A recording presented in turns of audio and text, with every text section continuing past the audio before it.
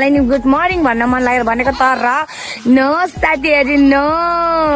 आज चाहिँ बजेको छ 2 अहिले 2 बजेको छ तर हेर्नु न हिजो रातिको हावाहुरी हुन्डलीले यो मकेहरू सबै सुते साथीहरू हेर्नु त सबै मकेहरू सुतिसक्यो त्यही म त के लाग्छ भने मकेहरू किन सुत्यो भने सबैले मकैबारी दर्याम हरियो काँक्रो कराम तिमी चाहिँ किन चुम्केको किन चुम्क्यो भनेको त पाप भएछ नि त यहाँ आइज न त म्याकुरी खुट्टा उचाले त यसै गर्छ अनि मलाई फेरि रिस उठ्छ क्या फेरि होइन निकालिदिन्छु भन्दा त मान्नु नि के बतारेको होला गालातिर गाला थापेर पड्काइदिन्छु मैले फेरि जाँठी कि जाँठा हो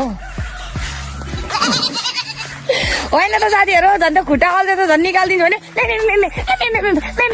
गर्छ नि त्यसलाई कसले निकालिदिन्छ त नि जोख्नु पर्यो नि कति छ भने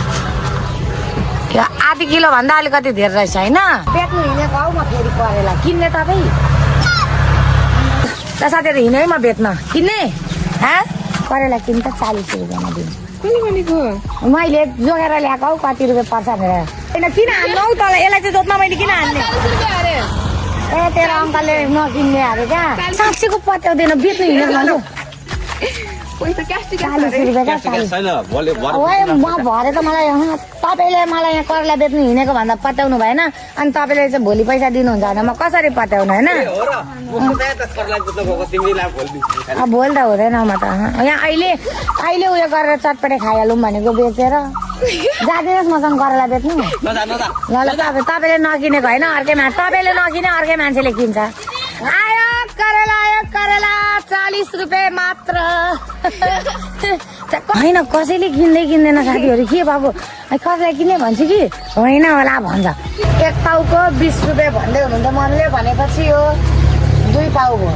2 पाउ भनेपछि 40 रुपियाँ भयो फेरि 40 रुपियाँ इन्कम गरेको छ 40 को चटपट बनाइदिइहाल्नु त म तपाईँहरूलाई मेरो ज्वेलरीहरू देखाउन गइरहेको छु करेला बेचिएको छ अनि अब मेहनतको फल मिठो हुँदो रहेछ क्या साथीहरू बुझ्नुभयो नि त्यही भएर तपाईँहरू पनि मेहनत गर्नुहोस्